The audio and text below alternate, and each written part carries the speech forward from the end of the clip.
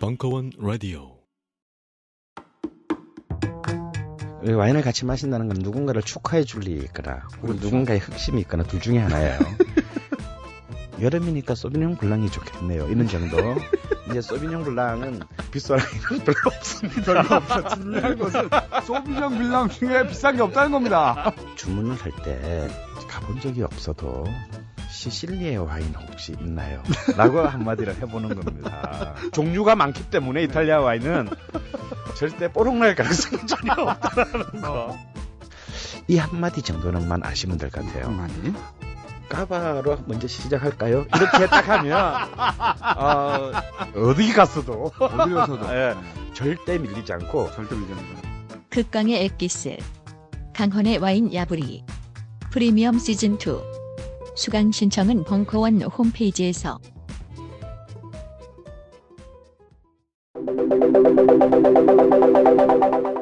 강헌의 대중문화사 시즌4 제5강 되살아난 블랙리스트의 망영.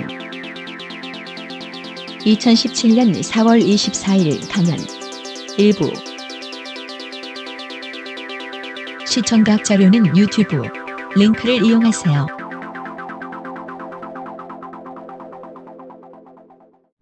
참 무려 시즌4까지 이어진 이 기나긴 강의를 마지막 날을 삼척에 비 새는 바람에 또 1층에서 끝내게 됐네요. 세계 대중문화의 시대가 열린 이후에 어떤 한 나라의 문화가 대륙을 넘어서 사실은 월드와이드한 파급력을 가지게 되는 계기.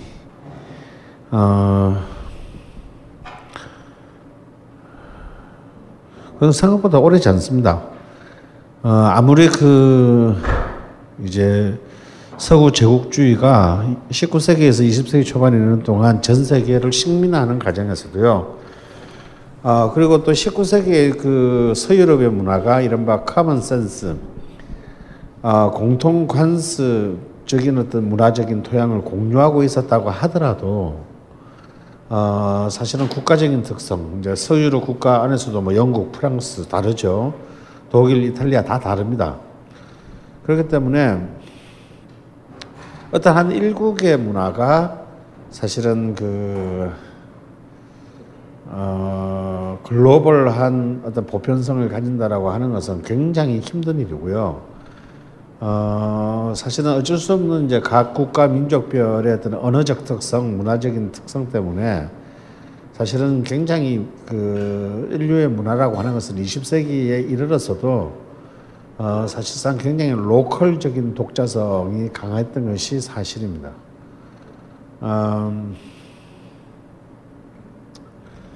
이제 그런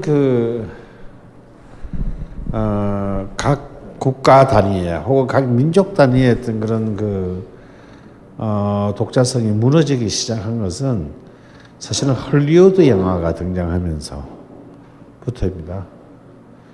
이 1930년대 중반 이후에야 미국의 문화가 전 유럽과 아시아에 진출하면서 사실상 이제 이른바 대륙을 넘은 어떤 문화적 공유가 가능해졌어요. 바로 그와 비슷한 시기에 이제 미국의 재즈 음악, 우리가 이제 나중에 스윙이라고 부르게 되는 재즈 음악이 2차 세계대전 기간 중에 사실은 이제 이 미군의 진주의 범위를 따라 가지고 세계적으로 흩어진 것. 이것이 이제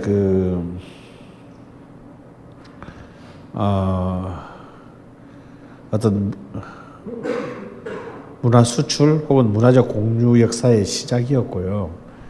사실은 그 뒤를 이어서 이른바 월드와이드한 어떤 그런 세력권을 가진 문화의 출현은 60년대 영국의 팝 음악, 비틀즈를 위시한 나중에 이제 음악사에서는 브리티시 인베이전, 영국인의 침공이라고 부르는 그런 어떤 60년대 팝 음악에 와서야 이것이 이제 또 한 번 가능해졌을 뿐입니다. 하지만 미국이나 영국 같은 문화는 어차피 이제 뭐 군사적인 측면에서나 경제적인 측면에서 사실상 제국주의 국가의 어떤 그런 배경을 등에 지고 사실 힘으로 다른 어떤 대륙에 진출한 그런 사례라고 할 수 있겠죠. 더군다나 요즘은 그런 말을 쓰지 않습니다만 제3세계 국가,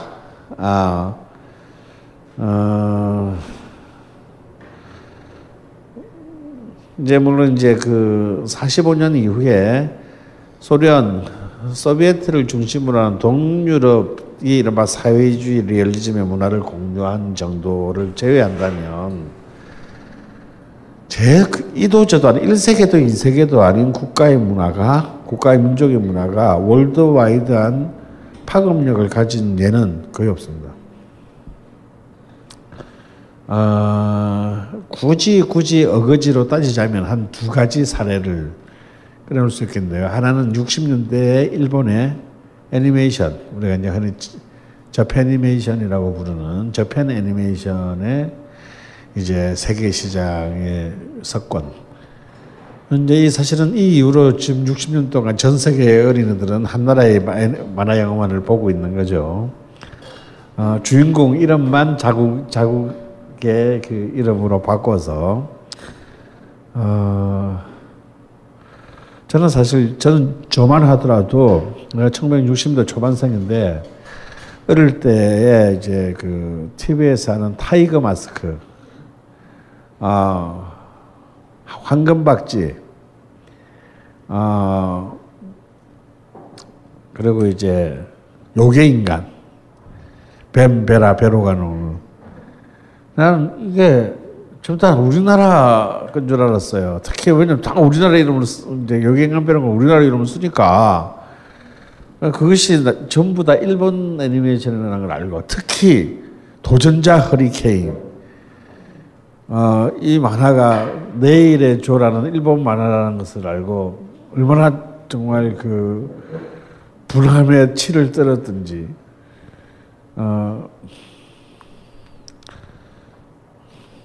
아이도 생각이 나네요. 예.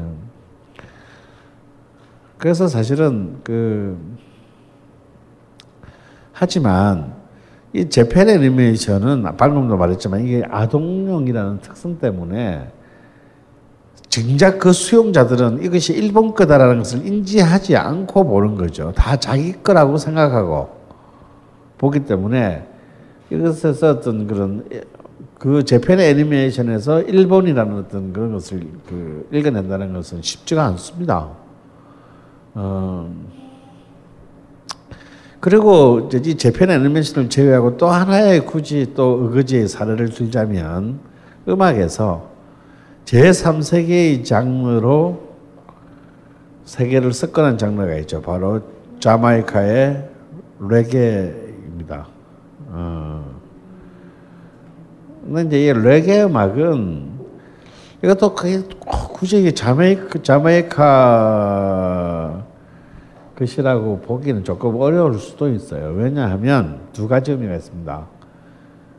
이것을 오로지 from 자마이카라고 보기가 어려운 이유가, 하나는 레게 음악 자체가 한국에는 90년대 이제 김건모의 핑계가 이제 밀리언셀러를 기록하면서 본격적으로 대중화되었죠.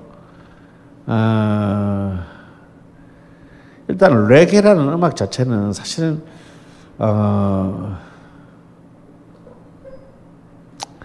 어떻게 보자면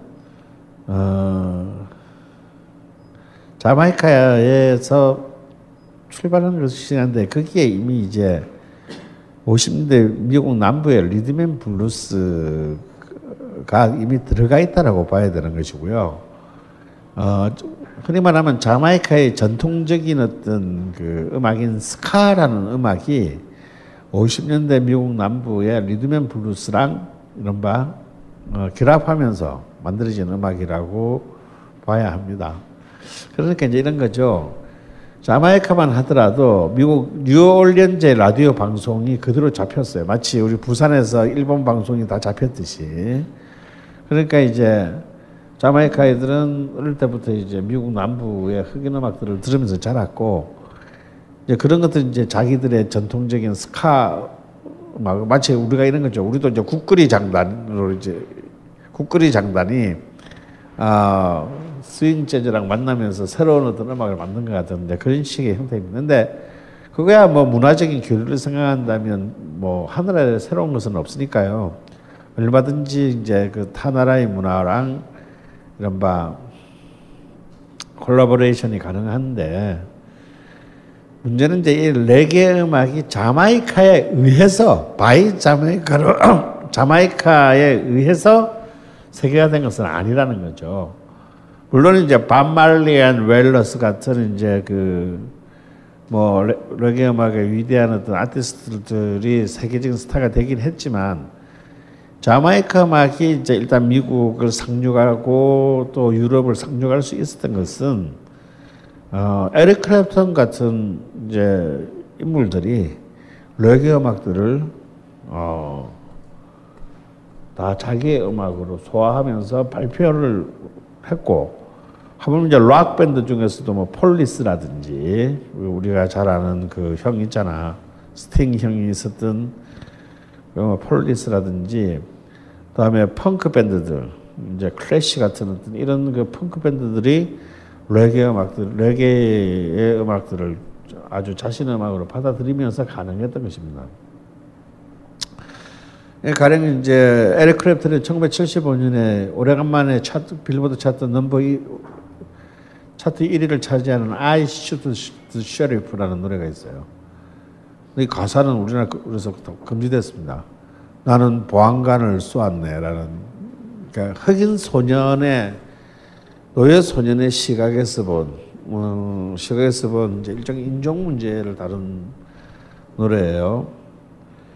그러니까 이제 노래 가사는 대충 이렇습니다. 나는 엄마하고 힘들게 살고 있는데 씨발 뭐 이절만을 하면서 마을에 보안관이라는 개새끼가 우리 밭에 와가지고, 하여튼 질 나쁜 새끼들은 이렇게 그 싹이 자라기 전에 짓밟아 버려야 해 하면서 자기 말 힘들게 밭에 심어놓은 싹들을 갖다가 구두발로 그냥 지디기고 갔다. 그래서 어느 날 나는 그 새끼 쏴버렸다.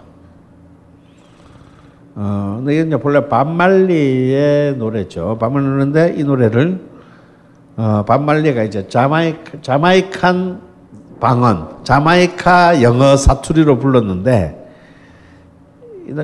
밥 말리가 불렀을 때는 물론 미국 시장에서 크게 히트하지 않았습니다만, 이것을 에릭 클랩턴이 리메이크하면서 차트 1위를 합니다. 그래서 물론 이제 이 밥 말리가 미국이나 유럽, 특히 이제 자신의 인종적 고향인 아프리카에서 굉장히 영웅의 취급을 받긴 했었지만, 이 음악이 하나의 댄스 뮤직으로서 이렇게 그 열광시킬 수 있었던 것은 이제 결국은 백인 음악가들과 백인 레이블의 힘이 컸다라고 볼 수 있겠죠.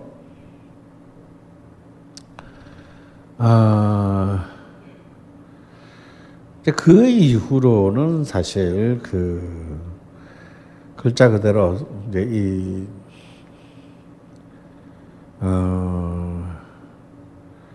미국의 어떤 이 문화산업적인 그런 컨텐츠들을 제외하면 이른바 세계 시장, 글로벌 스탠더드를 만들 수 있는 어떤 그런 제품들은 더 이상 나오지 못했습니다.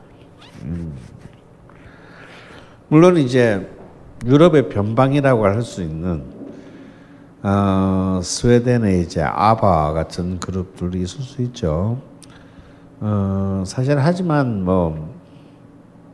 아시다시피 아바는 스웨덴인이지만 처음부터 거의 대부분의 노래를 영어로 불렀습니다.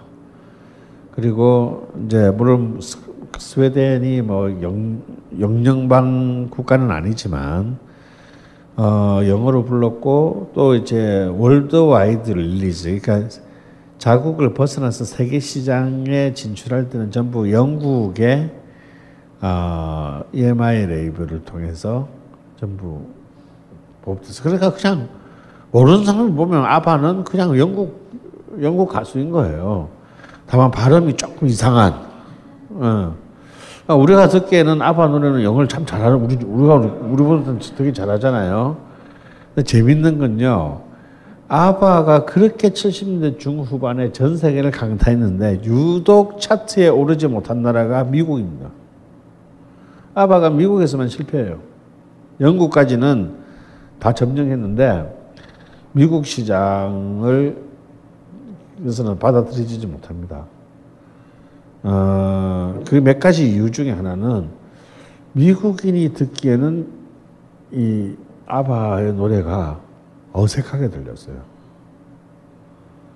마치 왜 우리나라에 왜 이렇게 추석날 그 외국인들이 노래 장기 자랑하는데 막 가쓰고 나서 판소리 하는 애들도 있잖아. 그 미국 애들인데 여러분들 중에서 판소리 뭐 한자리라도 할 줄 있는 사람이 있어요. 우리 못하잖아. 우리도 못하는 거 잘한다고. 근데 새끼 참 잘하네. 대견하네. 하지만 뭔가 좀 이상해.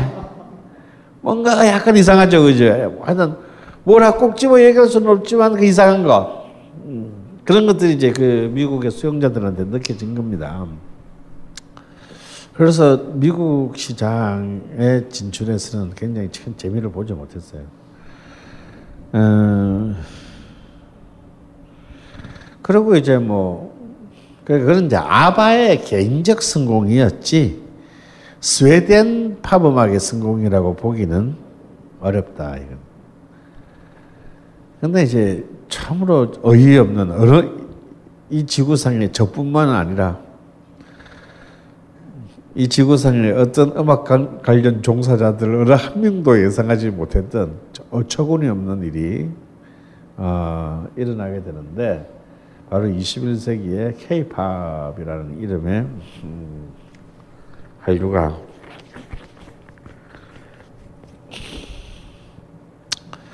중국과 동남아시아를 넘어서 이제 그 미국과 유럽, 그리고 사하라 사막 이북에, 정확히 말하면 사하라 사막 이남의 아프리카를 제외한 전 세계에, 특히 이제 이 중남미에서의 이 K-팝의 폭발은 진짜 놀라운 것이었습니다. 이 중남미는 이제 우리나라에서 제일 거리가 먼 데잖아요. 딱 지구 반대편이잖아.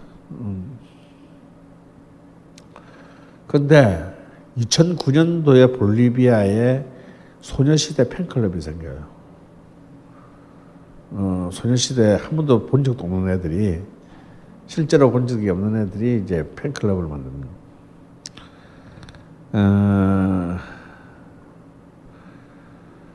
그렇게 해서 이제 우리 지난 시간에 본 대로 이제 드디어 2009년에 처음으로 원더걸스가, 근데 이제 특히 이제 이 미국 시장 진출에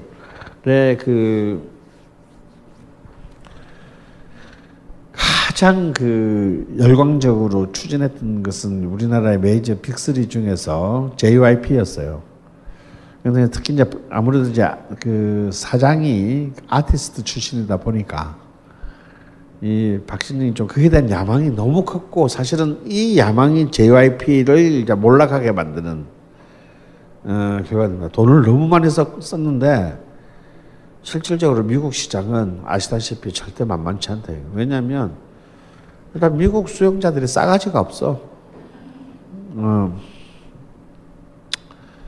하여튼 자기 거 말고는 몰라요. 그리고 일단 충분히 받아들여질 수 있는, 그러니까 다시 말해서 아메리카나이즈드 된 영어를 구사하지 않으면 절대 받아들여지지 않습니다.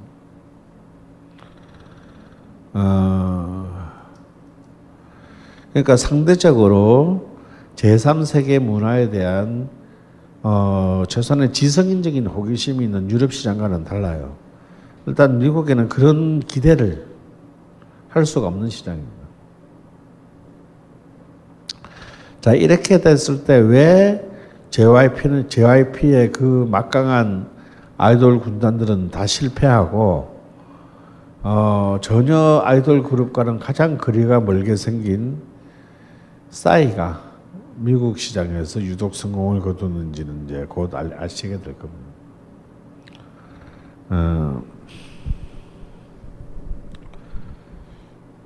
하여튼 박진영의 집념은 굉장히 놀라운 것이었습니다. 그런 어쩌면 자기 대해서 결코 꿈도 꾸지 못했던 일종의 그 아메리칸 드림을 실현하기 위해서 그가 이제 그 한국에서 번 모든 자원들을 투입했어요. 하지만 그래서 그 결과 이제 드디어 원더걸스라는 자기의 그 노바디라는 굉장히 강렬한 후크송을 가지고 처음은 아니고요. 하지만 한국 레이블의 음반으로는 처음으로 빌보드 차트 핫100에 들어가는 데서 진입하는 데 성공해서 76위까지 올라갔습니다. 근데 그것이 처음이자 마지막이었어요. 원더걸스를 좀 이렇게 잘 한국에서 잘 했으면 꽤 많이 벌었을 텐데 그냥 미국 시장에서 어떻게든 해보려다가 그냥 회사와 팀이 다 망가지고 끝났습니다. 한국인으로서 이제 그 빌보드 차트는 이미 60년대 초반에 그 빌보드 차트, 비록 메인 차트는 아니지만 빌보드 차트에 오른 걸그룹이 있어요. 바로 이제 김 시스터즈라는 그룹입니다. 김 시스터즈는 바로 그 1930년대 우리가 시즌 1때 배웠던 이난영의 딸과 조카들로 구성된 이 3인조 그룹인데요. 정말 이 사람들이 저기 그 에드 슬리번 쇼에 나와가지고 하는 그 흑백 필름을 보면은 정말 놀랍습니다. 그 세 명이 다룰 수 있는 악기가 뭐 26개 정도 됐다고 해요. 거의 뭐 서커스적인 연주와 노래와 춤을 보여줍니다. 세 사람의 몸매는 완전 저 우랄 알타이계의 전형적인 그 짜니몽땅 브라더스 아주 시스터즈인데요. 노래하고 연주와 춤은 뭐 아주 환상적으로 했습니다. 그래서 아주 그 이난영이 아주 어릴 때부터 자기 딸들과 조카 한 명을 굉장히 전략적으로 교육을 시켰어요. 마치 SM이 보아를 어릴 때부터 키우듯이. 그러니까 영재 교육을 받은 거죠, 애들이. 그렇게 해서 이제 찰리 브라운이라는 노래로 이제 미국에 이제 픽업되어 가가지고 찰리 브라운 노래로 이제 리듬 앤 블루스 차트에서 50 몇인가 이렇게까지 가고, 그렇지만 그냥 흔히 말하는 라스베가스 가수로 그냥 끝나고 말았습니다. 그러니까 뭐 사실은 미국 시장 안에서도 미국의 차트에 자기 나라의 차트에 들어간다는 그 자체가 사실은 거의 뭐 꿈의 기록 아니겠어요? 셀 수 없는 그 미국 전역의 수많은 음악 지망생들이 정말 하루에 트럭 몇 대분씩 쏟아지는데 거기서 차트에 오른다는 것은 한 번이나마 차트에 올랐다는 것은 놀라운 일이죠. 그래서 제가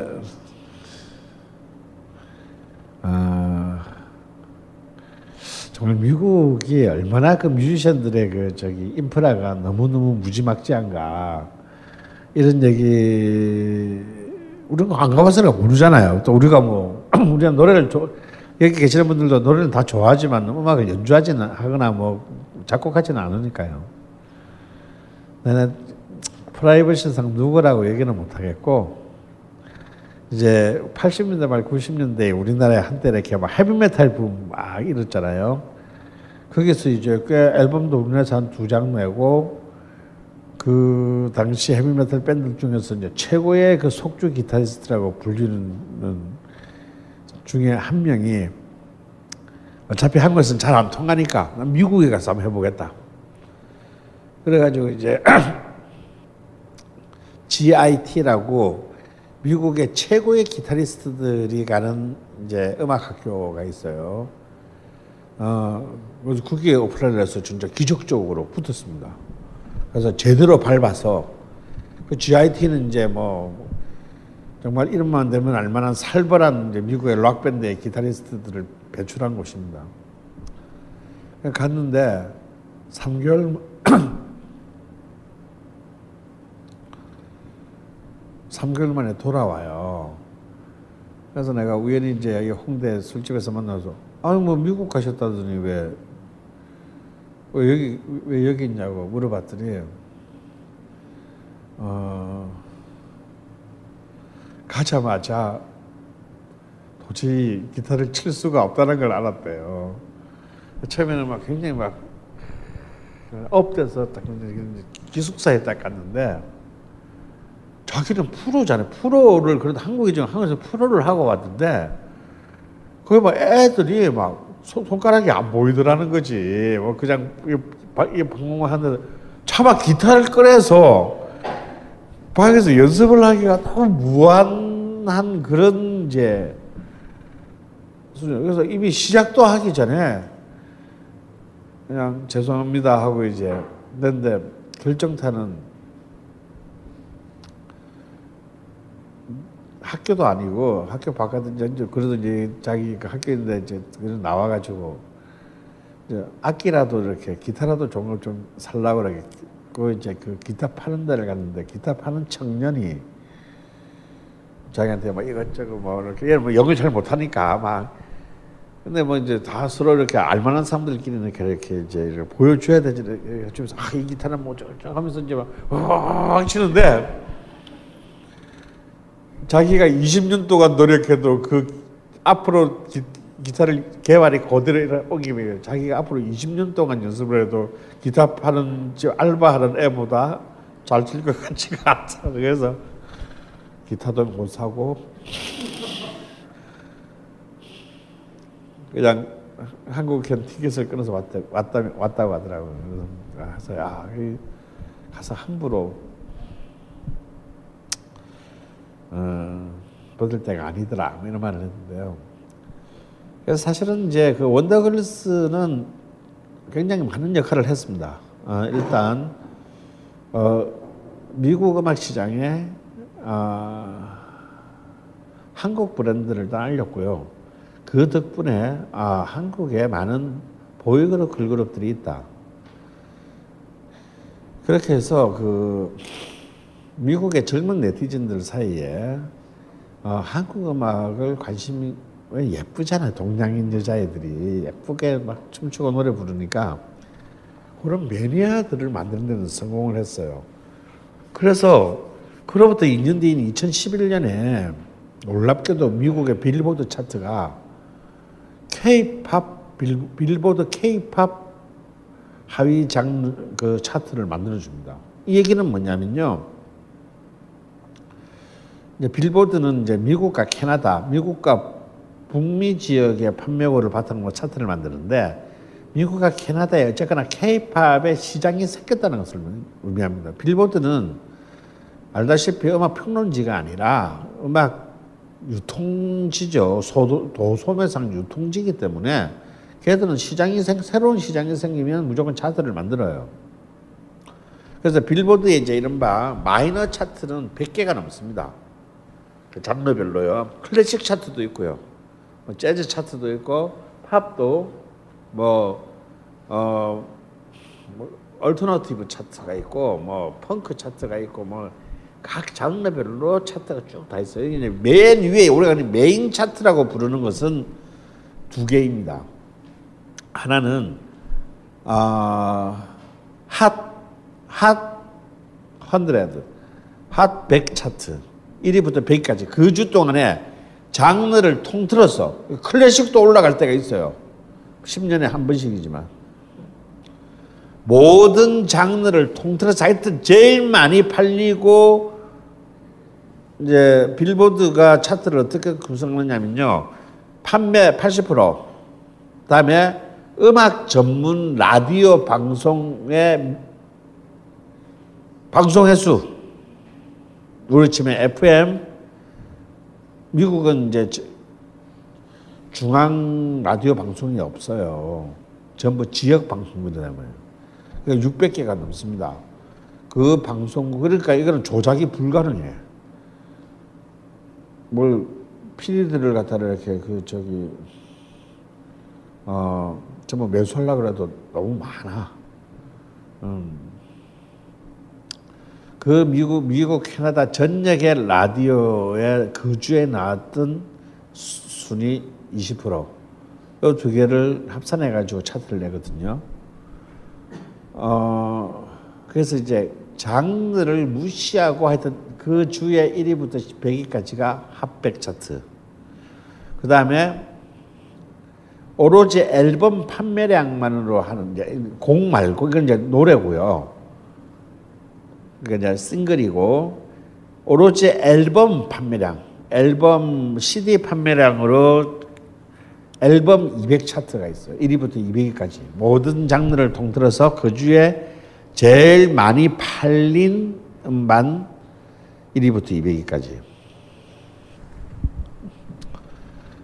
이제 그래서 이제 그 우리 김 시스터즈 같은 경우에는 이제 이 메인 차트에는 들어가 보지 못한 거고요. 이제 반개 차트, 마이너 차트에 들어간 거죠. 근데 이제 그 원더걸스가 최초로 이제 메인 차트에 들어간 이후에 2년 뒤에 빌보드는 K-팝 차트를 만들게 되는데 이것은 이미 2011년 10년도에 미국에서 한국 K-팝 지속적인 소비 시장이 열렸다는 얘기입니다. 아시아 국가로서는 이제 J-팝 차트에 이어서 두 번째로 우리가 만들어진 겁니다. 하지만 이제 이 일본 시장을 이제 완전히 이제 그 다음으로 큰 시장이 이제 이른바 오리콘 차트를 갖고 있는 일본 시장인데요. 일본 시장을 이제 완전히 폭격하고도 거의 난공불락으로 보였던 빌보드 차트가 이제 놀랍게도 싸이에 의해서 무너집니다. 자, 도대체 이 K-팝을 하려는 이제 왜 성공했나? 성공 요인을 한번 이제 K-팝의 성공 요인을 한번 봐야 될 것 같은데요. 일단 그 외부적인 요인으로 저는 두 가지를 꼽고 싶습니다. 하나는요, 여러분도 기억나시죠? 우리가 이제 싸이를 제외하고 우리나라 K-팝의 이제 그 가장 대표 상품은 알다시피 보이그룹, 걸그룹 입니다. 그러니까 동방신기와 소녀시대라고 할 수 있는 거죠. 근데 사실은 이게 먹힌 거예요. 이 아이돌 그룹이 먹힌 거예요. 아주 간단하게 말하면. 21세기의 전 세계 이른바 젊은 수용자층에 이게 먹힌 건데 사실은 미국이나 유럽에서는 이런 어린 아이돌 그룹들의 문화가 없습니다. 그런 제품이 없어요. 미국의 아이돌 그룹의 마지막 아이돌 그룹은 91년도에 이미 사라진 뉴 키즈 온 더 블럭입니다. 기억나시죠? 우리나라에도 와가지고 한 명 죽었잖아요.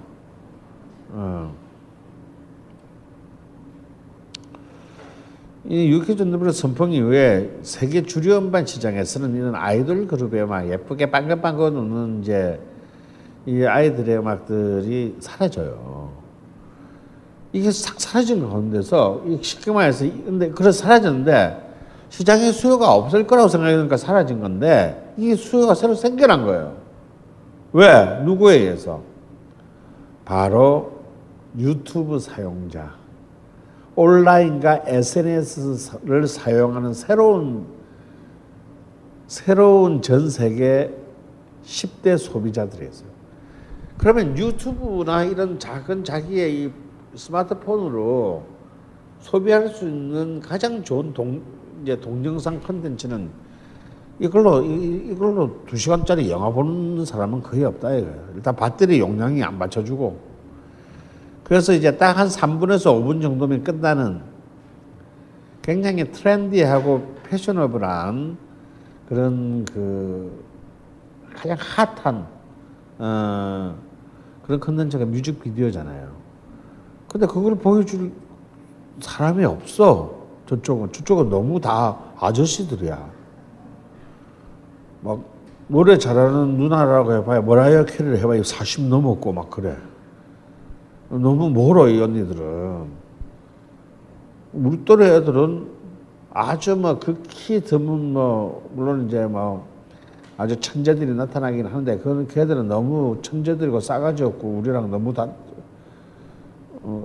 다르고 뭐 제이미 와인하우스 뭐 이런 애들 그래 뭐 잘난 줄은 알겠는데 존나 재수 없다 뭐 이제 이런 거고 뭔가 이렇게 기분 좋게 놀 수 있고 소비할 수 있는 트렌디한 상품이 없었던 거예요. 사실 이게 결과적으로 우리는 이게 주류인데 우리의 주력 상품이 세계 시장에서는 니치 마켓이었다라는 거예요. 틈새 시장이었다라는 거예요. 근데 그 틈새 시장에 주인이 없어. 우리는 몰랐는데 우리가 그냥 우리의 의지랑 상관없이 날로 먹게 생긴 거예요. 틈새 시장을. 새롭게 생긴 틈새 시장을 이제 날로 먹게 됩니다. 그리고 결국은 인터넷과 SNS가 상용화 단계가 이제 글로벌하게 확산되면서 이런 이제 동영상 기반의 비주얼한 트렌디 음악 콘텐츠의 수요가 이 니치 마켓을 만들어낸 것입니다. 그리고 전 세계 음악 산업 중에서 이 콘텐츠를 공급해 주는 나라는 한국밖에는 없었다라는 것입니다. 그럼 이 10대 세대들, 이 SNS를 쓰는 애들에게는 마치 우리가 그 앞에 세대들이 80년대 일본 애니메이션이나 일본 영화에 열광했듯이 여기에 뭐 국적이나 민족, 뭐 국가 이런 거 별로 따지지 않는다 이거. 어차피 언어의 의미는 중요하지 않기 때문에 이들은 주로 전부 비주얼로 사고합니다. 그러면 왜 음악 선진 국가에서는 이 걸그룹, 보이그룹이 문화가 사라졌나? 걔는 본래 없었냐? 있었죠. 60년대 초반까지만 하더라도 미국은 걸그룹이라는 장르가 있었어요. 장르 이름이 걸그룹이야. 그만큼 걸그룹이 많이 나왔다는 거죠.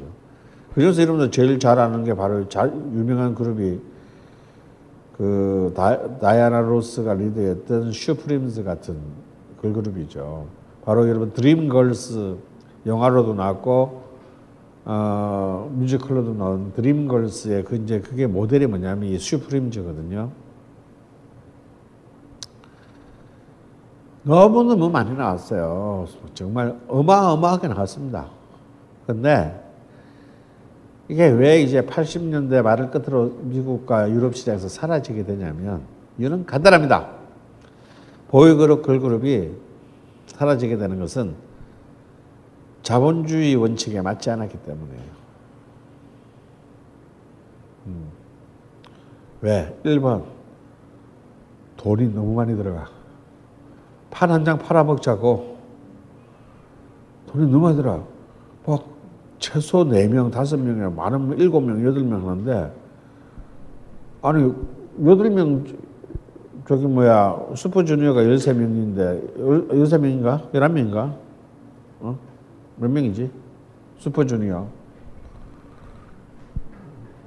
오래다 기억이 안 난다. 자 11명이라고 치자. 그럼 11명이면 CD 11만 원 받나요? 아니잖아요. 똑같이 많으냐. 물론 이제 이 오빠들한테 미친 애들은 이제 그 몇 장씩 사지. 그러니까 실제로 자기 수입에서 이것을 유지하고 관리해야 되는 비용이 너무 많이 들어가는 거예요. 안 그렇겠어요? 평소에도 뭐 김광석이면 그냥 짬뽕 한 그릇 사주면 끝나는데 11명 짜장면 11그릇 시켜줘 봐봐. 그럼 도대체 매니저 수는 그러면 각각 코디 붙이고 막 로드 붙이고 하면 도대체 매니저가 몇 명 있어야 되는 거야. 그러니까 한 팀이 움직이는데 도대체 몇십 명이 움직여야 되는 거예요. 이 비용이 뭐 하늘에서 떨어집니까? 그런데 뭐 그것까지는 참을 수 있어. 돈만 벌 수 있다면. 그러니까 우리나라는 희한해. 우리나라 매니저들이, 우리나라 제작자들이 락 밴드를 그렇게 싫어하는 이유가 뭐냐면 이게 멤버가 많았어였거든. 락 밴드는 최소 4명이잖아. 그냥 기타, 베이스, 드럼, 보컬 4명인데 실제로 락 밴드를 매니지먼트 했던 어떤 그 회사 사장님하고 술 먹는데 옛날에 그랬어요. 왜 락 밴드는 안 킵니까? 그랬더니 1번 애새끼들이 싸가지가 없어요. 치들은 잘난 줄 알아. 2번 쪽수가 너무 많으니까 밤에 잠을 못 잔대. 이 4명 중에 또 어디 한 놈이 어디서 약 빨고 어디 사고 치는 거 아닌가 싶어가지고 그냥 솔로 가수 한 명이면 그냥 우리 집에 데리고 와가지고 그냥 24시간 감시가 가능한데 실컷 이제 먹고 살만하게 만들어 놓으면 꼭 한 새끼가 돼가지고 사고 친다 이거야. 그래서 도저히 할 수가 없다. 근데 이제 이 아이돌 그룹의 문제는 뭐냐? 아이돌 문제는 그래도 돈만 된다면 하겠는데 너무 성공을 거두어도 라이프 사이클이 너무 짧아. 트렌드 상품이잖아요. 2, 3년 지나면 끝나는 거야. 그러니까 그 제목도 잘못 정했어요. 예를 들어서 소녀시대. 걔들이 이미 소녀가 아니잖아요. 그러니 이제 이 짧은 이 그 상품 생존 주기 때문에 이 투입 비용을 다 뽑지 못하는 겁니다. 돈이 안 돼, 한마디로. 그래서 시장이 이 장르를 폐기시킨 거예요. 그런데 이제 음악의 후진국인 한국에서 그것만이 살 길이다라고 생각하고 온 그 음악 산업이 이것을 키웠습니다. 그래서 이제 우리가 세계 시장에 공급을 할 수 있는 유일한 그 시점에서의 나라가 되었다라는 거고요. 다음에 우리 내부적 요인이 있어요. 내부적 요인은 일단 90년대 말에 이제 우리나라에 이제 본격적으로 이제 그 인터넷 온라인과 모바일 네트워킹 시대가 열리기 직전에 우리나라 이제 이런 IMF 외환위기와 불법 다운로드 때문에 한국 음반 산업 자체가 붕괴합니다. 기존의 한국 음반 산업의 패러다임이 무너지고 붕괴합니다. 그래서 또 우리는 또 이게 인프라가 무너지면 또 바뀌는 것도 되게 빠르잖아요. 언제 그랬냐는 듯이 막 지금 여러분 아직도 지금 우리나라 지금 젊은 세대들 지금 이미 2010년대에 10대들은 CD 플레이어가 뭔지 몰라. 근데요 우리나라만 나가면 아직도 CD 플레이어, 테이프, 카세트 테이프 다 있습니다. 우리나라는 그런 게 너무 빨라요. 한 바뀌면 완전 정말 우리는 막 그 빛의 속도로 그냥 싹 없어져요. 그래서 이제 한국은 이제 음반 산업의 시대가 끝나고 바로 음반 산업에서 음원 산업으로 넘어가게 돼요. 그러니까 이제 이른바 MP3 그 포맷의 음원으로 이 시장의 그 패러다임이 이동합니다. 그러다 보니까 이미 이제 96년에 H.O.T가 등장하면서 한국 음반 산업의 주류는 기존 음반 산업의 주류는 아이돌 그룹이었는데 이제는 음반을 팔 수가 없게 되니까 돈을 뽑을 수가 없게 됐어요. 이 투자비를 회수할 수가 없게 됐습니다. 그러다가 이미 아이돌 그룹에 대한 중복 투자 때문에 이미 이제 손익분기점은 미친 듯이 상승해 있는데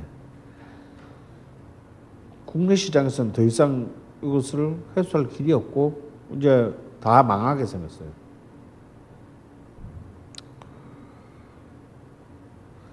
그래서 이제 마침 70년대 한국 가전산업이 정말 눈물 없이는 못 읽는 드라마를 쓰면서 해외 시장에 진출하잖아요. 우리나라 삼성, LG가 70년대 어떻게 진출한 줄 아세요? 해외 시장에. 미국, 유럽 시장은 들어가지도 못해. 왜? 받아주지도 않아. 이미 일본이 다 장악하고 있어요. 물론 일본 거는 다 전 세계를 지배하고 있는데 그 중에서 우리는 어디라냐 못 사는 나라 우리만큼 막 페루 막 이런 데 있잖아. 그러니까 일본 것은 비싸서 못 사는. 그렇죠. 사고는 쉽지만 비싸서 못 사는 그런 나라에 가서 우리 가격 똑같은데 가격은 뭐가 똑같기는. 그렇게 뻥을 까면서 이제 덤핑으로 팔았어요. 다른 진짜 대표적인 예가 여러분 이건 진짜 눈물 없이 한국 정말 가전 산업사에서의 눈물 없이는 못하는 드라마의 이 그 컨텐츠가 상품이 뭐냐면 짤순이라고 여러분 아시죠? 짤순이. 이 짤순이가 어떻게 해서 개발된 건 줄 아나? 메인 시장에는 못 들어가니까 도대체 일본 제품과 경쟁이 안 되니까 왜냐면 한국 거는 그냥 쉽게 말하면 짝퉁에 그 고장 잘 나는 그 한마디로 그냥 쉣이야. 마치 우리 초기 중국 제품 생각하면 돼. 우리가 그런 취급을 받았단 말이에요. 싸도 안 사는. 근데 남아메리카 시장을 공략하는데 그게 산악지방에 있는 주부들이 세탁기는 가지고 싶은데 일단 주거 문화 자체가 통돌이 세탁기를 놓을 수 있는 집 가옥 구조가 통돌이 세탁기를 놓을 수가 없어. 너무 부엌이 좁아가지고. 그리고 아직도 유주 노동력이 있어서 사실 오늘 빨래 해보면 알지만 언니들은 쪼그리고 앉아가지고 잘 빨잖아요. 빠는 것은 빨 수 있다. 근데 뭐가 힘듭니까? 짜는 건 남자들도 힘들대요. 그래서 이제 거기에 정말 처절하게 마케팅을 펼쳐댄 대한민국의 산업전사들이 그 사이즈를 3분의 1 이하로 줄이고 세탁 기능에서 탈수 기능만을 넣은 걸 하면은 그리고 가격을 3분의 1 이하로 낮추면 반 이하로 낮추면 팔 수 있겠다는 생각이 드는 거예요.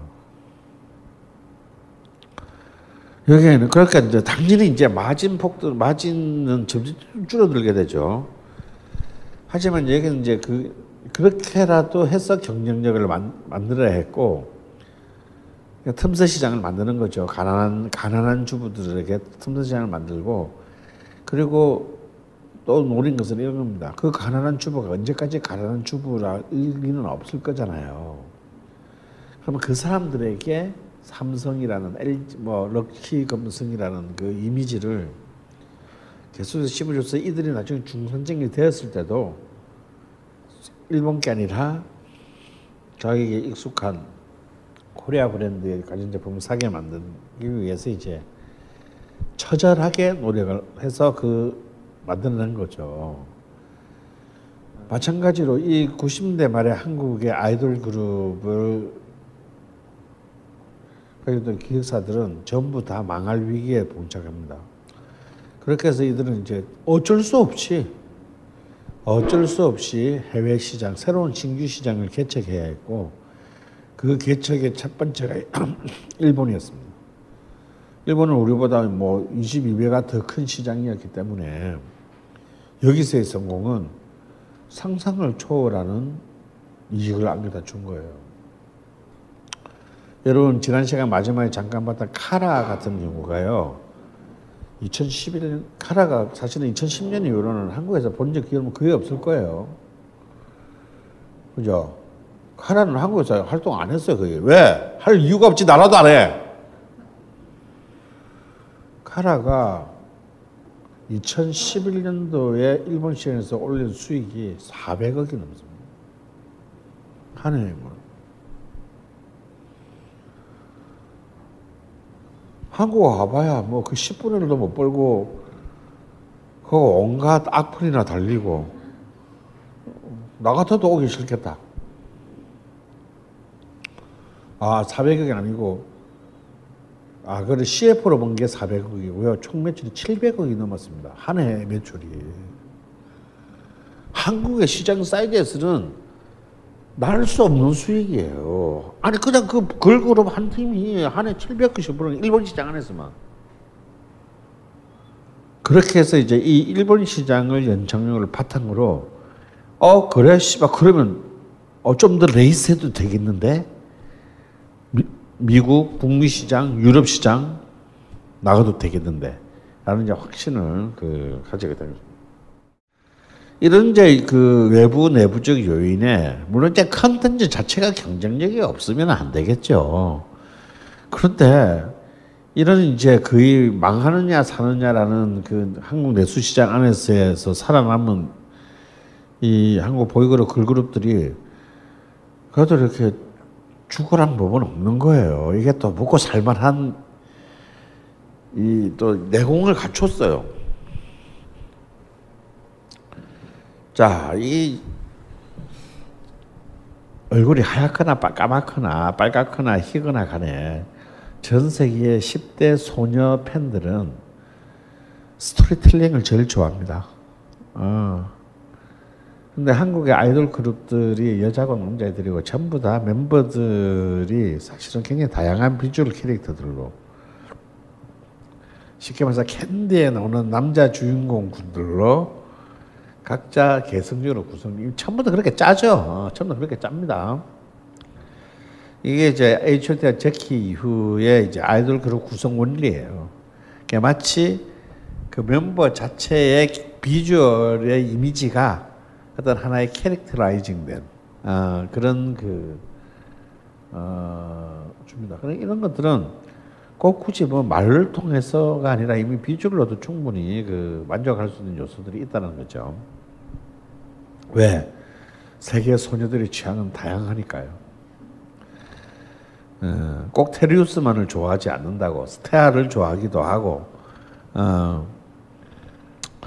그 다음에 이제 역시 그 군사 문화적 영향이 굉장히 강한 대한민국만이 가질 수 있는 그리고 우리 앞에 보이그룹 걸그룹의 역사에서는 절대 있을 수 없었던 60년대 미국이나 80년대 일본의 보이그룹에서도 절대 볼 수 없었던 그리고 앞으로 이후에도 어디에도 나오지 않을 북한이 이렇게 나온다. 북한이 이제 뛰어들면 이제 좀 달라지겠는데 한국만이 볼 수 있는 게 있죠.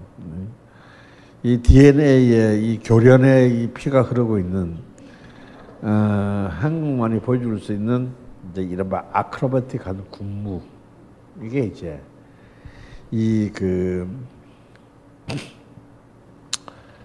유튜브 시대에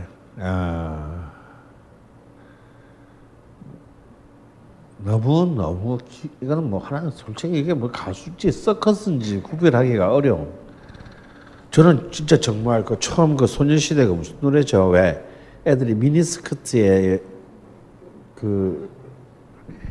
다리만 부각된 춤을 추는 이 제목이 뭐냐고? 에? 다시 만날 때까지? 그러니까 노래는 하나도 기억이 안 나. 노래는 하나도 기억 안 나고 9명의 소녀시대 애들이 정말 짝짝만 정확하게 맞춰가지고 근데 사실 소녀시대들이 다 다리가 긴 게 아니에요. 소녀시대 중에서 다리 길이는 3명뿐이야. 그 멤버들이 나와서 그랬어. 멤버들이 나와서. 근데 전부 막 다리로만 춤을 추는 거 보고 저렇게 5분 동안 한 명도 틀리지 않고 저렇게 추려면 도대체 얼마나 연습을 하면 저렇게 춤을 출 수가 있을까? 난 정말 감탄을 했어요. 그래서 이제 이런 전혀 옛날에 이렇게 그 저기 60년대 미국이나 80년대 일본의 어떤 이 보이그룹 걸그룹들이 물론 이제 군무들을 보이긴 했죠. 그러나 이런 거의 그 아크로바틱한 수준의 이제 이런 춤들은 존재하지 않았고 그냥 굉장히 느슨한 그런 여러분 소방차 기억나시죠? 소방차 80년대에 이렇게 그때만 해도 이렇게 왜 저기 뭐야 마이크 서로 이렇게 양쪽에서 막 던져 주고 받고 뭐 그때만 해도 굉장히 인간적이었어요. 이 안무가. 근데 뭐 이 2000년대의 보이그룹들은 정말 새끼밥 먹고는 하기 힘든 굉장히 정말 초절적인 기교를 요구하는 그런 군무. 내가 이제 이렇게 가끔씩 이렇게 초대를 받아서 이렇게 아이돌 그룹 그 뭐지 라이브 할 때 공연을 한번 보러 간 적이 몇 번 있는데 그들은 공연장에서도 하더라고. 근데 공연장에서 보니까 습짓습짓해요. 너무너무 힘들어 보여. 근데 정말 칼같이 하는데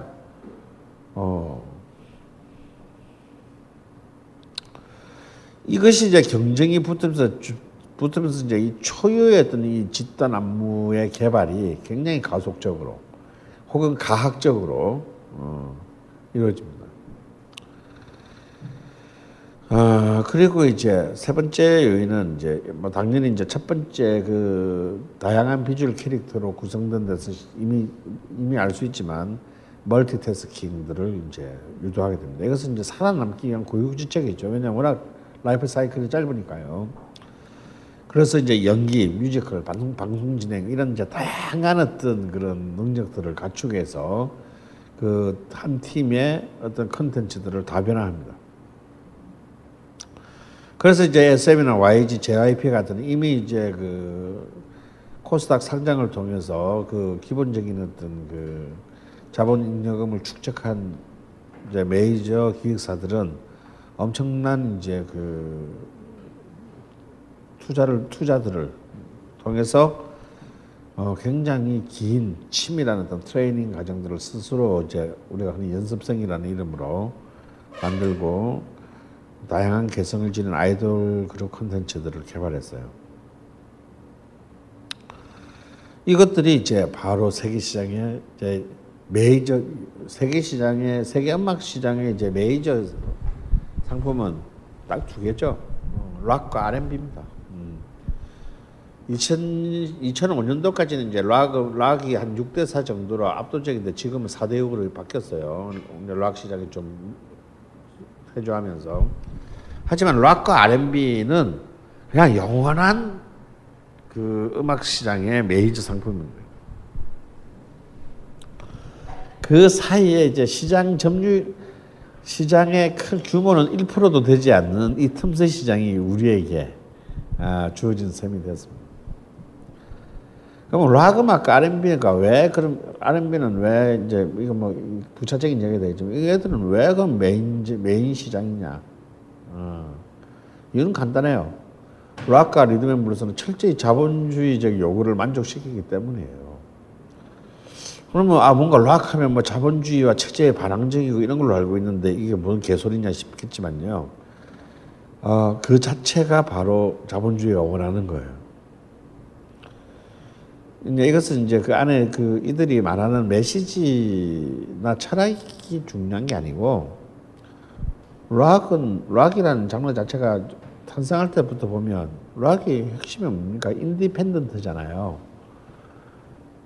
그러니까 독립적인 장르, 독립적인. 뭐가 독립적이냐? 의존하지 않고 우리가 다 할 수 있다는 거거든. 락이는 그러잖아. 지들이 곡 만들고 가사 쓰고 연주까지 지들이 하고 노래도 부르고 다 하는 거잖아요. 그래서 사실은 이제 자본가들이 왜 락을 처음에는 웬 개 양아치 새끼들이야라고 했다가 락을 사랑하게 됩니다. 왜? 얘들 너무 예쁜 게 다 지들아서 다 해주셔. 여러분이 만약에 슈퍼주니어를 켤라 해봐. 마케터는 어떻게 그렇게 가르쳐도 노래를 못하니? 노래만 못해? 곡 다 돈 주고 사와야 돼. 무지 막지한 돈이 들어간다 이거야. 근데 제가 늘 들은 예 중에 하나가 얘들은 돈이 안 들어가. 지들이 꼭 다 만들어 와. 세션비도 안 들어. 지들이 다 연주해. 그러니까 너바나의 그 데뷔 앨범 스멜즈 그 저기 뭐야 네버마인드 앨범의 제작비가 600만 원이었다는 거 아니에요. 그러니까 얘들은 그냥 딱 와가지고 스튜디오에서 딱 짬뽕 한 그릇 시켜 먹고 쫙 하고 그냥 딱 끝나고 간 거야 그냥. 그런데 1,800만 원씩 팔아주잖아 1년에. 얼마나 예쁘겠니. 돈 하나도 안 들어가고. 락은 트렌드 상품이 아니기 때문에 그래서 1, 2집이 깨져도 3집이 터지잖아요. 그럼 1, 2집이 다 하나 재고 정리까지 해주죠. 재고도 다 하나. 다음에 더 락 음악이 자본가들한테 매력적인 건요. 중요한 거는 마케팅이잖아. 마케팅 비용이 많이 드는데 그러니까 머라이어 캐리 같은 디바들이 판넬 때마다 소니는 죽어요. 마케팅비를 몇 천만 달러씩 쓴단 말이야. 왜? 특히 토니 모톨라가 그 소니 레코드 사장이 그 저기 우리 머라이어 캐리 언니 남편일 때 사모님이 판을 내셨잖아. 실적이 나쁘면 마케팅팀 다 해고야. 그러니까 막 이 새끼들은 막 돈을 물 쓰듯이 썼습니다. 그런데 락 밴드들은 마케팅도 너무 예쁘게 자기들이 해. 왜? 락 밴드들은 마케팅을 어떻게 합니까? 투어로 하잖아. 투어. 순회 공연으로 돈 받아가면서 마케팅을 한다고. 그러니 마케팅비도 안 들어. 이렇게 고마운 아이들이거든요. 그러니까 일본의 90년대 10년 동안 제일 음반을 많이 팔았던 일본 랭킹 1위가 비즈거든요. 비즈. 이 홋카이도 출신의 이 두 명의 청년을 지닌 비즈는 8년 동안 무명이었어요. 밑바닥을 겪는데 그런데 대박을 터뜨리죠. 근데도 왜 그 회사가 계속 투자를 했냐? 돈이 안 드니까.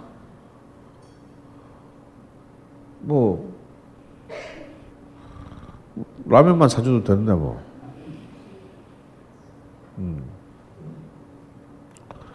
그거 투자하는데 그거 다 순식간에 해소했잖아요. 그래서 이제 그 다음에 리듬 앤 블루스는 이제 역시 음악 시장의 핵심 뭐죠? 가창이죠, 가창. 이건 돈이 좀 들어가. 곡을 좀 사와야 되기 때문에. 근데 얘들은 일단 노래 하나로 죽여야 되기 때문에 세상에서 노래 제일 잘하는 분들 나와 하면 다 R&B에 다 있다. 그러니까 이제 이런 재능을 팔기 때문에 굉장히 트렌드가 없어요. 이쪽은 트렌드가 없는 시장이기 때문에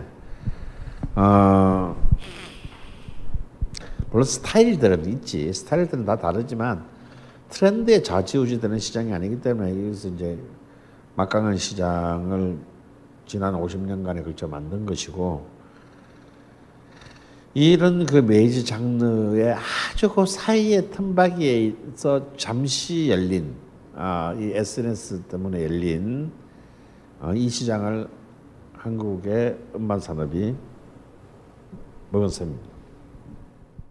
두 번째 그 성공 요인은요, 바로 이제 신속한 마케팅 전략입니다. 만약에 우리가 뭐 그래 그런 니치 마켓이 있다 하더라도 옛날처럼 구시대 마케팅, 그래서 돈으로 이렇게 막 광고하고 홍보하고 했으면요, 우리는 못해요. 우리는 그런 사이즈가 안 돼. 우리나라 음반 산업 수준 그 회사 수준에서 어떻게 글로벌 마케팅을 할 거예요. 그런데 지금 이들이 뜨게 만든 바로 그 유튜브와 그러니까 온라인과 모바일은 우리 김대중 정부 시절부터 몇백만 명의 자연 발생적 마케터들을 육성해놨어요. 얘들이 막 포환할라. 얘들이 돈 받냐? 이런 이제 한국의 그 IT 문화가 만들어놓은 굉장히 좋게 말하면 오다쿠들이고 나쁘게 말하면 이제 88만 원 세대인 거죠. 힘든 이 언니 오빠들이 마구 전 세계에 퍼날랐다. 그 중에는 이제 이런 애들이 있어요. 나 참 이해 못하는 애들인데 조기 유학을 캐나다로 갔어. 유학을 가가지고 계속 한국 애들하고만 놀아. 7년이 됐는데 영어를 한마디도 못해요. 한국에 올 수도 없어. 쪽팔려서. 근데 거기서 뭐 하느냐. 근데 한국어는 잘할 거 아니야. 한국애니까.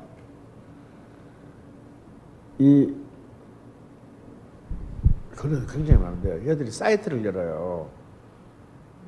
사이트를 하나 조그만하게 집안으로 뚝딱으로 열어가지고 그래서 소녀시대다. 그러면 한국에 있는 소녀시대의 그 수많은 짤방들 있지. 다 올려. 그리고 그걸 다 번역해.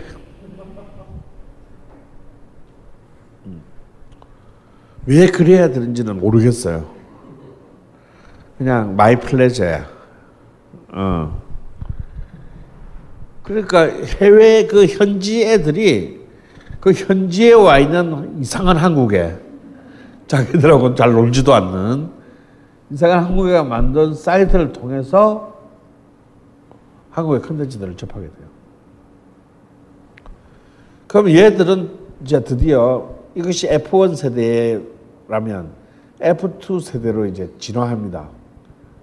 그 현지 애들이 중에서 색또라이들이 나오기 시작해요. 애들이 인터넷으로 한국어를 배워. 그래가지고 현지에 한국인 팬클럽을 만들어요. 내가 굉장히 놀란 게 뭐냐면 어떤 다큐멘터리를 하나 봤는데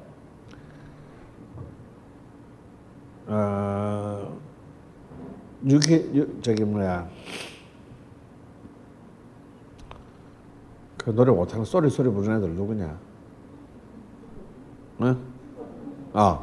슈퍼주니어 아르헨티나 팬클럽 회장을 봤어요. 꼭 마라도나 같이 생긴 키 쪼맨하고 머리 뽀글뽀글 한 20대 후반쯤 보이는 그냥 아디다스 추리닝 입은 남자야. 이제 그 마라도나 동생같이 보여. 근데 막 한국 방송이랑 인터뷰를 하는데 막 한국말 유창하게 합니다. 막 농담까지 해가면서. 그래서 너 뭐 한국계냐? 아니다. 그럼 뭐 한국어를 전공했냐? 아르헨티나는 그런 거 없다. 그럼 어떻게 한국 배웠냐? 인터넷으로 배웠다. 슈퍼주니어 노래 가사를 알아듣기 위해서 인터넷으로 한국어를 배웠대요. 이 사람 얘는 뭐 그 부에노스아이레스 같은 대도시 출신도 아니야. 우리로 치면 뭐 거의 뭐 강원도 정선군 막 이런 그런 그 시골에. 근데 인터넷으로 한국어를 독학했대요. 대단합니다.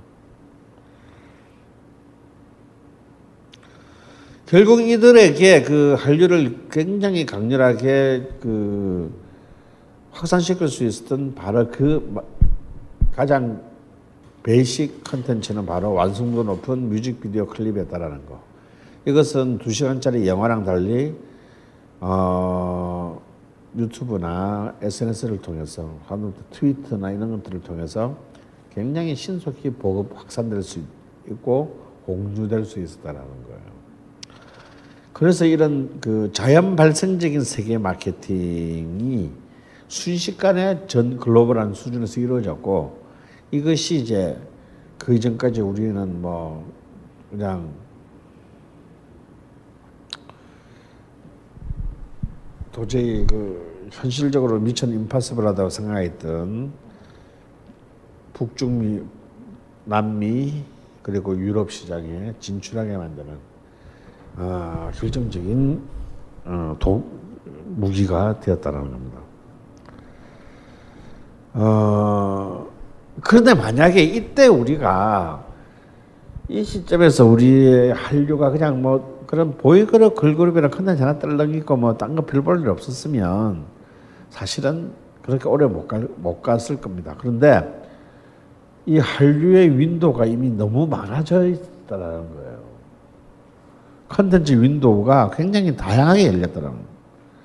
뭐 일단 TV 드라마가 있어요. 그러면 TV 드라마 때문에 한국 노래로 K-팝으로 넘어오는 애들도 많았지만 거꾸로 이제는 K-팝이 친해지면서 TV 드라마로 넘어가는 애들도 많았어요. 그다음에 영화가 있었고 게임이 있었다는 거예요. 그리고 이제 2010년대가 되면 이제 한국 음식까지 참 우리나라 음식을 먹고 걔들이 좋아한다는 게 난 좀 솔직히 이해가 안 돼. 우리나라 음식이 그렇게 좀 보편타당한 맛이라고 하기에는 좀 문제가 있거든요. 그러니까 어떤 이 음식은 굉장히 보수적인 것이어서 이렇게 자기의 문화권에서 익숙하지 않은 문화들이 참 먹기 힘듭니다. 가령 예를 들어서 여기 계신 분들한테 부르키나파소 음식 먹으러 갈래? 그랬을 때 친구가 선뜻 낯서지 못한다 이거야. 왜? 부르키나파소는 또 뭐야? 모르잖아. 근데 모르는 것은 어디 걸칠 수는 있어도요. 집 뱃속에 넣는 것은 좀 꺼림칙해. 모르는 걸 뱃속에 넣는 거. 그 유명한 평론가 얘기처럼 음식이 중요한 것은 이것이 청바지처럼 몸에 부착하는 게 아니라 내 몸에 들어와서 내 살이 된다는 거거든. 그래서 이게 음식을 공유한다는 것은 마지막 컨텐츠를 공유하는 거예요. 그만큼 공포감, 다음에 어떤 이 접근 가능, 진입 장벽이 높다라는 겁니다. 특히 한국 음식의 진입 장벽이 굉장히 높은 건데, 한국 음식이 2010년대에 굉장히 비슷한 속도로 보급되거든요, 전 세계에. 나는 그 이유가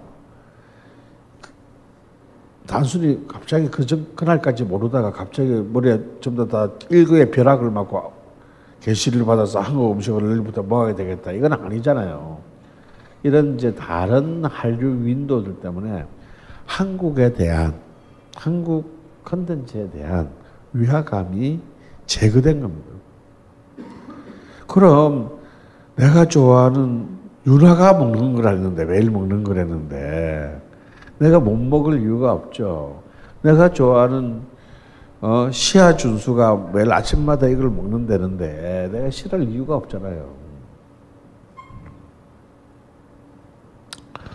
이렇게 해서 이제 어떤 입체적인 한류의 시너지가 창출되고, 그리고 그것이 이제 브랜드 가치를 형성하기, 이제 한류라는 브랜드 가치를 이제 형성하기 시작했다.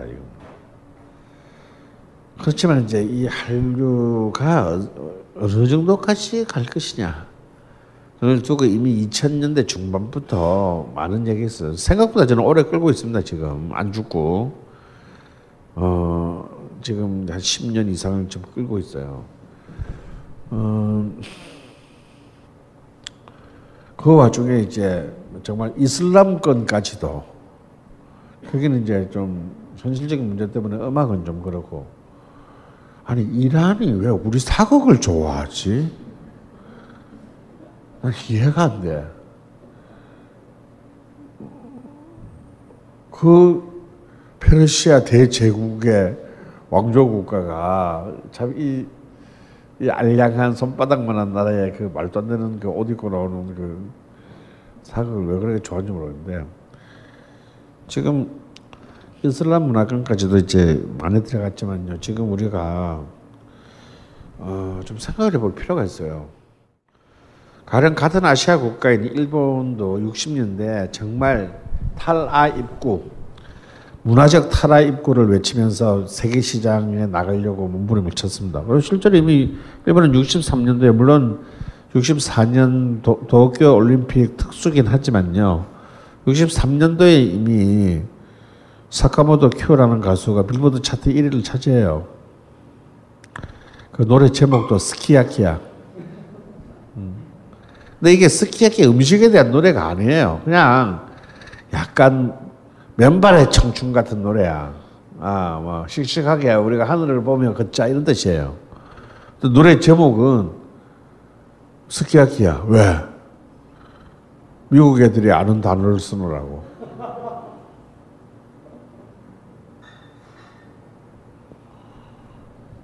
그리고 70년대 얘들은 제가 10대 때 봤는데요. 70년대 일본에 여성 듀오인데 핑크레이디라는 애들이 진짜 죽였어요. 얘들이 이제 빌보드, 얘들도 빌보드에 진입을 했습니다. 이미 70년대에. 여러분, 핑크레이디 인 아메리카 뭐 이런 식으로 그 유튜브에 치면 아직도 그때의 그 고전적인 장면들이 막 나옵니다. 요 언니예요. 이 두 언니예요. 그런데 그러고는 끝납니다. 일본은 이제 더 이상 해외 진출을 포기해요. 왜? 두 가지 이유가 있는데 일본의 컨텐츠가 도저히 안 먹혀. 일단 안 먹혀. 그러니까 일본의 그 독특한 감수성이 있거든요. 그게 이제 이 백인 시장에 안 먹히는 거예요. 두 번째, 일본은 내수 시장이 너무 크기 때문에 굳이 일본의 대표 선수들이 시간을 깎아 먹으면서까지 도박을 하지 않아도 내가 우리나라 안에만 뜯어 먹어도 평생 먹고 살 거로 미쳤다고. 이게 뭐 올림픽도 아닌데 해외 시장에 나가겠어요. 리스크가 큰.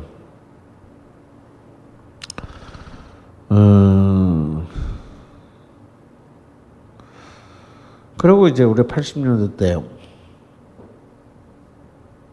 전 동북아시아의 고삐리들을 끌고 간 이제 홍콩 노아르가 있죠. 홍콩 노아르도 결국 홍콩 바람과 함께 반짝하고 사라지고 다 헐리우드 안으로 흡수돼 버렸습니다. 근데 이제 이미 우리 목도하고 있는 현실에 왔다. 이제 반한류, 혐한류의 분위기가 시작됐어요. 이미 이제 사드를 통해서 이미 이제 현실화됐습니다. 여러분 그거 아세요? 지금 우리 중국하고 아무런 교류를 안 하는 것 같죠? 다 거짓말이야. 지금 어느 때보다도 한국과 중국 사이의 무역이나 기술 교류 이 트레이드는 활발해요. 어느 때보다. 왜냐면 중국도 한국하고 거래를 안 하면 걔들 큰일 나. 그런데 진짜 나는 정말 우리 대통령제 폐지해야 된다고 봐요. 우리도 대통령을 그냥 똑똑한 사람 모여가지고 딱 한 놈 이렇게 너 해 그냥 너는 20년 해 그냥 20년 그렇게 해야 된다 봐. 이게 이제 이른바 중국의 주석을 어떻게 뽑는지 이러면 압니까? 모르죠. 중국의 주석 10년짜리 임기 주석을 투표합니까? 투표 안 해요, 걔들. 공산당 정치 상무위원 7명이 뽑는 거예요. 너 해.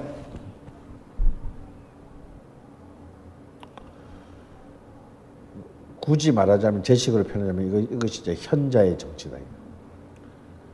그러니까 딱 자기의 그 전까지의 커리어를. 그래서 중국은 내가 대권을 잡고 싶으면 어디서부터 시작해야 되냐면 동사무소에부터 시작해야 돼. 제일 밑에서부터 동단위에서 구단위, 군단위, 시단위 이렇게 올라옵니다. 그 과정에서 그냥 자동으로 얘의 커리어와 능력과 이런 것이 자기 인생을 걸쳐서 검증을 받는 거예요. 그리고 그중에서 가장 뛰어난 자에게 권력을 맡깁니다. 이번 우리 작년 사드부터 보면요, 우리는 완전 중국한테 우리는 그냥 공깃돌처럼 그냥 갖고 노는 존재. 중국 입장에서 갖고 노는 존재에 불과해요. 우리는 완전 진짜 당했습니다. 어느 멍청한 년 한 년 때문에.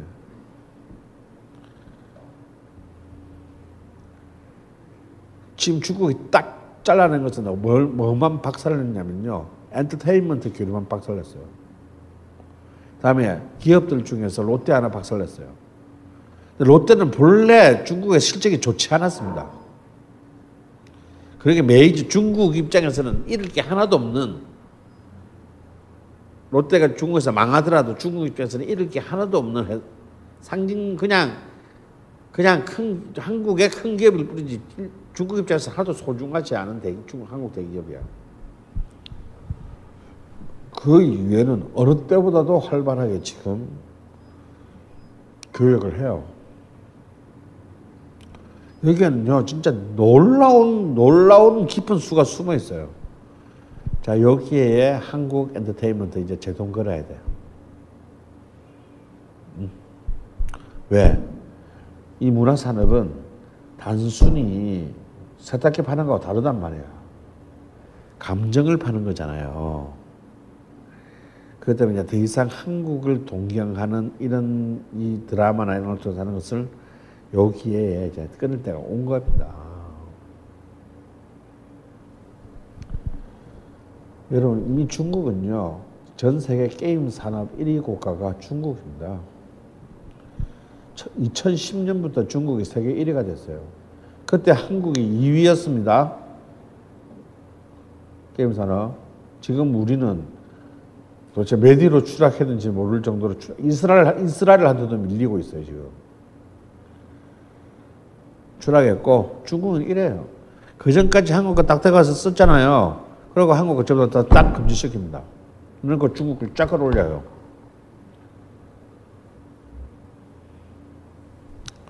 여러분, 지금 TV 드라마 전 세계 생산 1위 국가 중국입니다. 이미 이제 걔들은 드디어 작업 컨텐츠에 작업 자족할 시스템을 다 갖췄습니다. 그래서 이제 자, 그동안 한국 수고했어. 수고했고 이제 그만해라. 그거 왜? 새끼들은 사드 그런 거 하면 안 되지, 이 새끼야. 괜히 죄 없는 사드를 끌고 와가지고 완전 울고 싶자. 우리가 딱 때려준 꼴이에요, 그냥. 딱 사드가 딱 틀자마자 바로 걔들은 그대로 옮겨서 모든 엔터테인먼트, 한국의 엔터테인먼트 부분을 전부 다 잘라냈습니다. 이제 더 이상 그리고 엔터테인먼트를 잘라낸다는 건 뭔 얘기냐면 한국에 대한 중국 인민들의 긍정적인 마인드를 파괴시키는 거예요. 더 이상 한국 좋아하지 마. 왜냐하면 그 마음속에도 자기를 환상에 빠뜨리던 국가에 대한 그런 문화에 대한 미래는 남아있잖아요. 그 미래는 이번 사드로 굉장히 교묘하게 민족 감정을 조장해가지고 한국에 독박을 씌운 거예요. 그래야 이제 이 문화 콘텐츠를, 한국의 문화 콘텐츠를 이제 미련 없이 놓을 수가 있죠. 그리고 이제 이미 이제 공급 체제를 갖춘 자국의 콘텐츠들을 이제 우리 거 봐. 이제 국산 봐라, 국산. 로 가는 겁니다. 지금 중국은 지금 딱 그렇게 가려고. 그걸 싸들 가지고 딱 그렇게 욕을 먹은 거예요. 얘들은 절대 손해 안 봐. 실제 유통에서도 중국에 아무런 영향이 없는 롯데 하나 거들내고, 그들 딱 지금 롯데는 뭐 지금 뭐 거의 그러게 빠졌죠. 한국 대기업들, 아직까지 영향력 있는 한국 대기업의 미래에 경고를 한 겁니다. 니들이 제2의 롯데가 될 수 있다.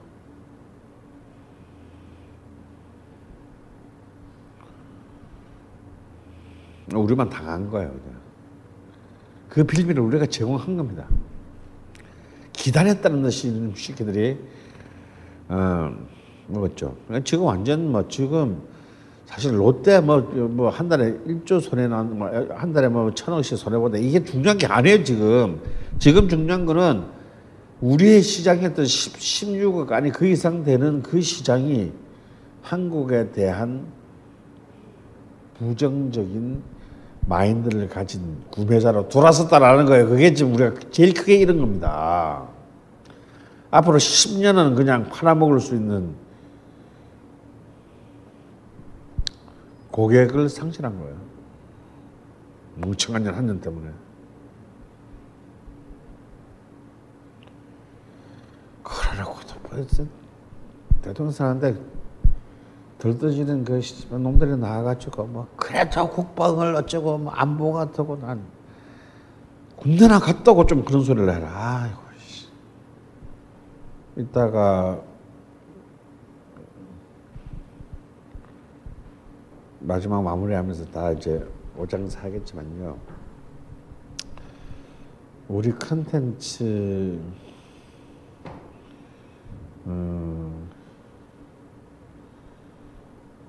아니 우리가 미국만큼은 아니지만 우리가 문화 컨텐츠로 우리의 지금 우리 국민 총생산의 약 2.27%가 이 문화 산업입니다. 고용도 그 비슷해 2.5% 정도의 고용이 여기에 걸려 있어요. 그까지까지 크지는 않죠. 크지는 않지만 2%만 해도 우리가 보통 예산을 기준으로 하면 우리 예산이 한 410조 정도 되니까 2%만 해도 8조입니다.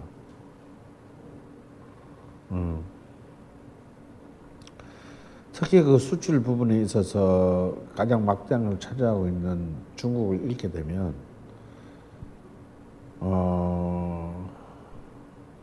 그냥 한 2조 정도씩이 매년 없어지는 거예요. 본래 있었던 것이.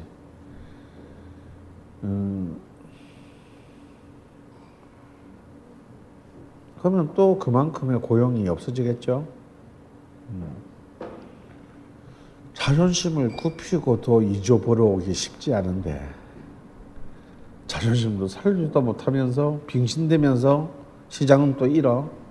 이런 세상에 바보짓이 어디 있어요. 이해가 안 됩니다. 그리고 뭐 9차 핵실험하면 어쩌고 뭐. 북한이 돌았습니까? 남한에다 핵을 쏘게.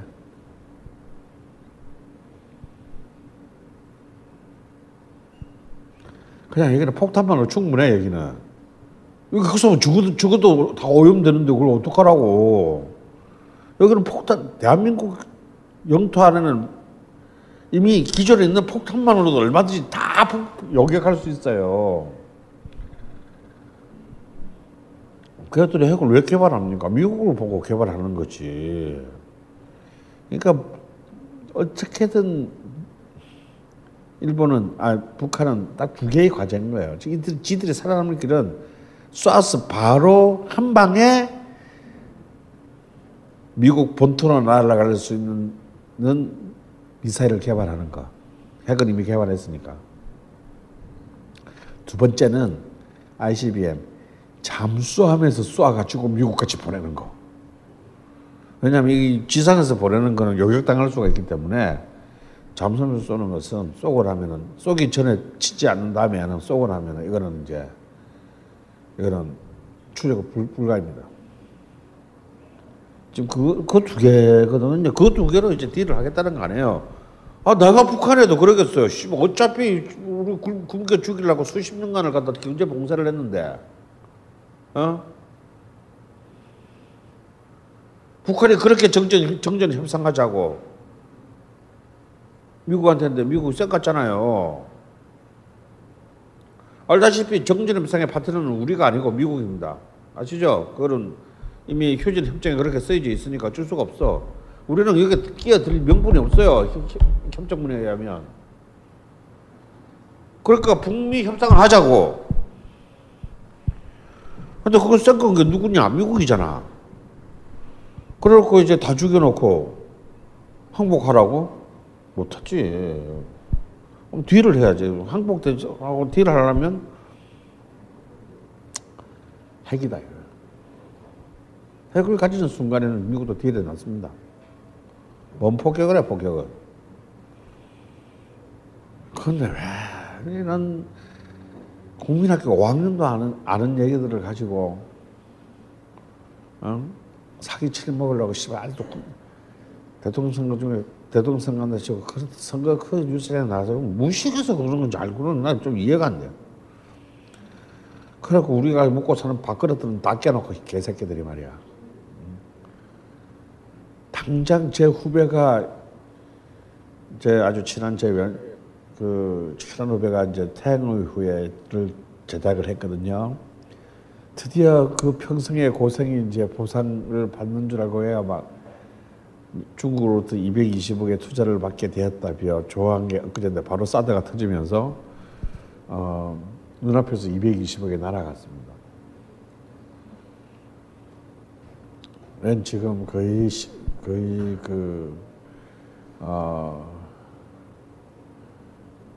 넋이 나갔어요. 거의 멘탈 유체 이탈이 됐습니다.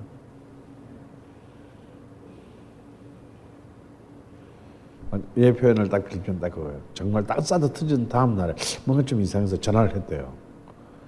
내일 모레면 돈이 들어오기로 돼 있는데 사드 터진 거야. 전화를 안 받더라.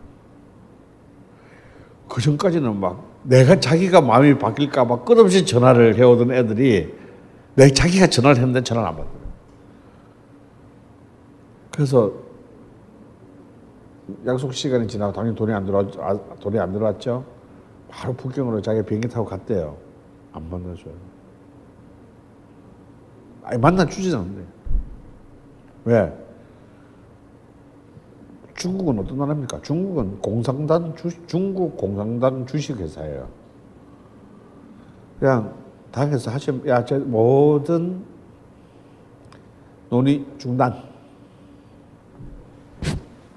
이러면 못해. 그래서 이미 일본에서 다음에 이제 사드를 통해서 중국에서 가셔야 됐습니다. 이제 곧 동남아시아나 유럽에도 얼마든지 이 혐한인류 가셔야 가능성이 있죠. 근데 우리가 이런 기회를 기본적으로는 장사를 못해. 제가 늘 강조하는 거지만 문화는요, 사고 팔더라도 뭐라고 합니까? 교류라고 합니다. 서로 나눈다는 뜻, 서로 통하고 나눈다는 뜻이에요. 왜? 문화는 독특한 감정의 상품이기 때문에 그래요. 그렇기 때문에 우리가 팔면서도 우리 걸 사는 사람의 감정을 상하게 하면 안 되는 굉장히 델리케이트한 상품입니다. 그래서 이것은 팔고 사는 사람 사이에 굉장한 그 소통이 필요한, 많은 소통과 배려가 필요한 상품이거든요. 우린 미국이 아니에요. 미국은 그렇게 하잖아요. 미국 장사하는 방식은 간단합니다. 시바 가가지고 아주 폐허를 만들어놔. 폭탄으로. 그래놓고 그 다음에 밀가루 들고 가. 배고프지? 막 그러면서 어서 먹어. 막 그래. 일단 먹여놓고 그리고 배부르니까 영화 한 편 볼래? 그 자기 영화 보여줘요. 우리는 미국이 아니라고.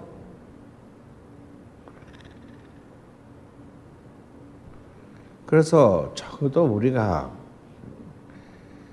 좀 나갈 때, 가령 중국은 어마어마하게 큰 나라다. 우리가 뭐 잠깐 역사를 다 떠나가지고 우리보다 하여튼 뭐 어마어마하게 큰 나라잖아요. 그러면 그렇게 큰 나라는 우리 진짜 고마운 시장이다 이거야. 굉장히 고마운 시장이죠. 우리가 사실 다 죽을 뻔하다가 죽을 대로 살아난 거잖아. 그럼 우리가 이렇게 일방적으로 팔아먹을 때 적어도 KBS는 중국의 가장 핫한 드라마 한 편씩은 공짜로 수입해 줘야 돼요. 그 정도의 우리도 당신들에게 관심 있다.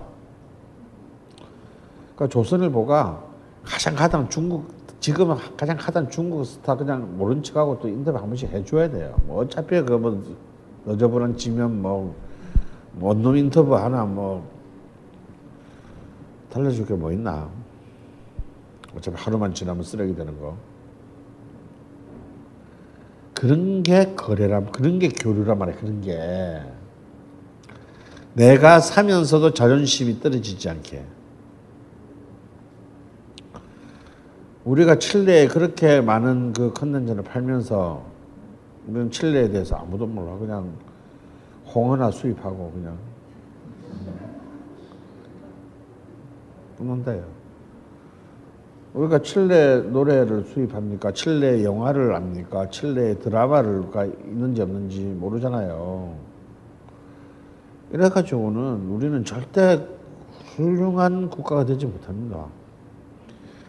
여러분 파리에 지금도 있어요. 프랑스에는 이게 이제 그 드골과 그 드골 시대 때에 그 만들어진 레이블이 있는데요.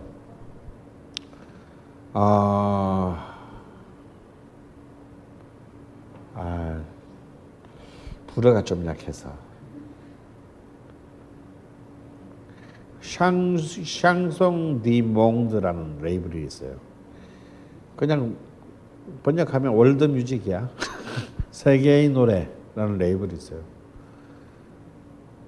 근데 여기서 나오는 판들이 어떤 거냐면요. 뭐 러시아 가수 노래, 칠레 가수 노래, 한국 가수도 있어요. 아프리카 무슨 뭐 이런 거는 그냥 내 계속.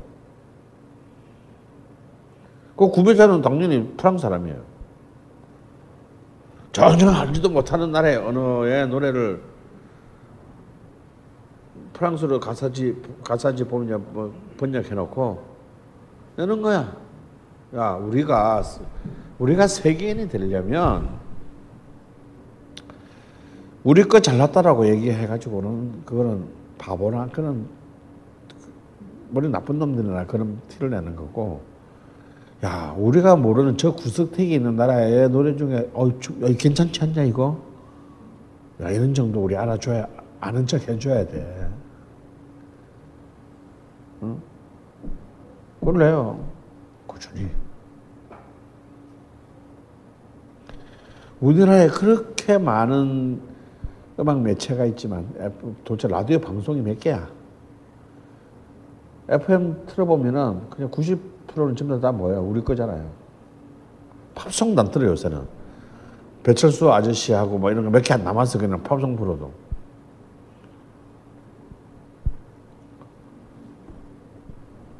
제가 늘 말했지만 미국 영화의 미국 시장 점유율은 99.9%입니다. 평생 지금만 처먹고 지금만 섭취하고 사는 나라의 미래는 암담해요. 우리가 미국을 봐서 알지만. 이러다가는 우리는 소통 불량에 걸리게 됩니다. 그래서 족도 모르면서 지금만 잘난 거라고 생각하는 그런 멍충이가 되고 말아요. 이러면 안 된다. 하긴 뭐 동문과 불문과 뭐 스페인어가 없애는 나라에서 뭐 뭔 얘기를 하겠냐마는 돈 안 된다고 막 그런 학과들을 팍팍 없애는 나라에서 뭔 얘기를 하겠어요. 하지만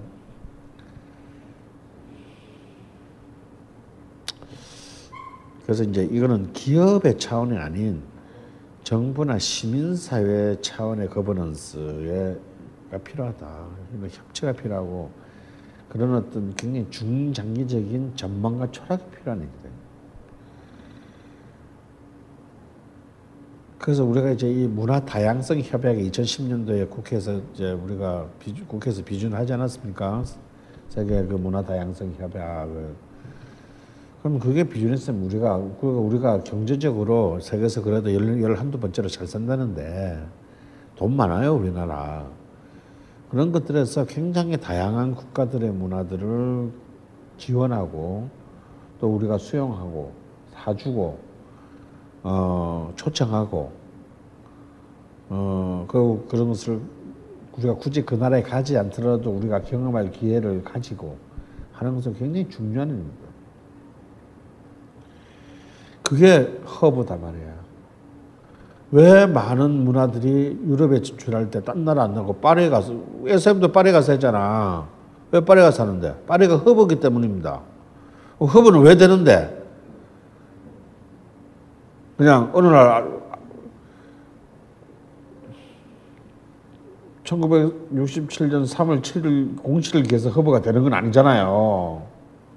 그건 그만큼 다양한 문화에 대해서 열려있는 자세를 가졌다라고 생각되는 역사가 증명되었기 때문입니다. 그렇게 해서 허브가 되는 거예요. 시바 국제과제로 뭐 아시아 문화의 허브를 창출을 하겠다. 그건 또 되는 게 아니라고.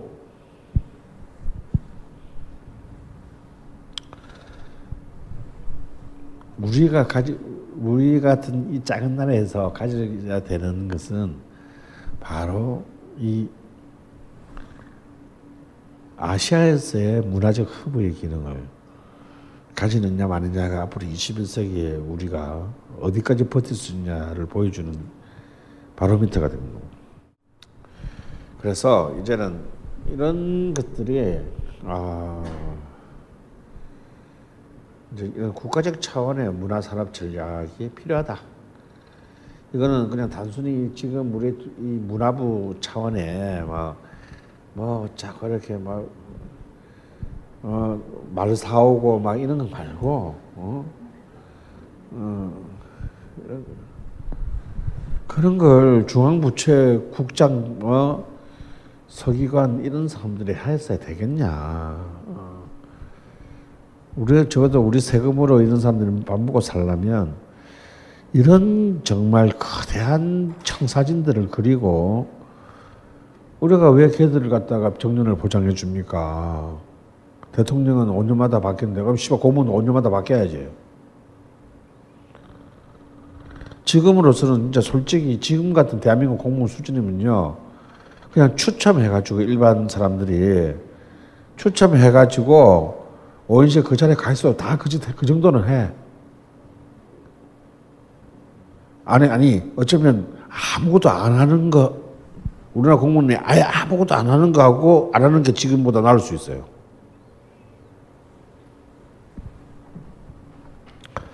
그럴 거면 공무원도 추첨해서 가자고. 이런 수준으로 할 거면. 우리가 왜 걔들의 정년을 보장해 줍니까? 걔들 대통령은 5년마다 4년마다 바뀌더라도 니들은 굉장히 중장기적인 과제를 수행하라고 우리가 월급을 주는 거잖아.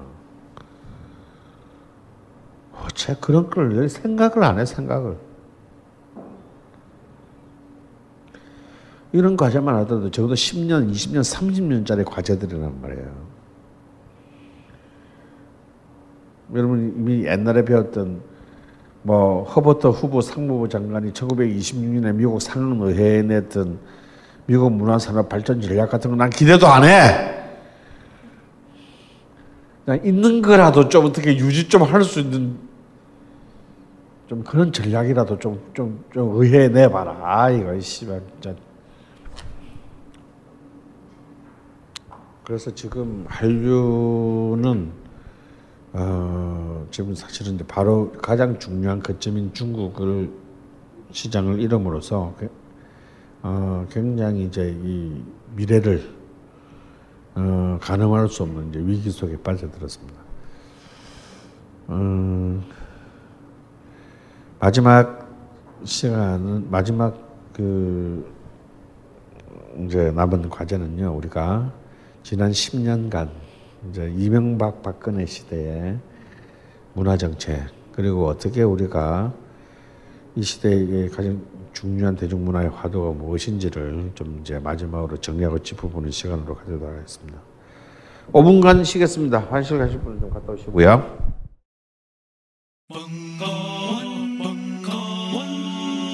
벙커원 라디오.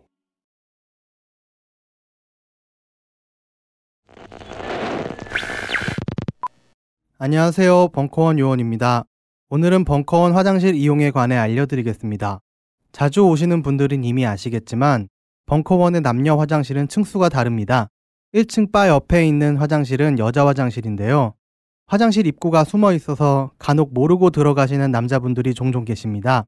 벙커원의 남자 화장실은 2층에 있습니다. 2층은 벙커 외부에 있는 계단을 통해서 올라가시면 됩니다. 파파이스와 같이 사람이 많은 날은 남성 전용으로 사용되나 사실 2층 화장실은 남녀 공용입니다. 한가한 날은 함께 사용하시면 됩니다. 그리고 또 한 가지 팁을 드리자면 파파이스처럼 사람이 많고 이용 시간이 몰리는 날 벙커원 화장실 줄이 길다면 지체 없이 벙커원 코앞에 있는 충정로역 9번 출구로 내려가 역에 있는 화장실로 가시는 것을 권해드립니다. 본 요원이 실험해본 결과 걷는 거리는 2배 정도 차이가 나지만 시간은 단축됩니다. 이제 벙커원에 오시기 좋은 시절입니다. 감사합니다.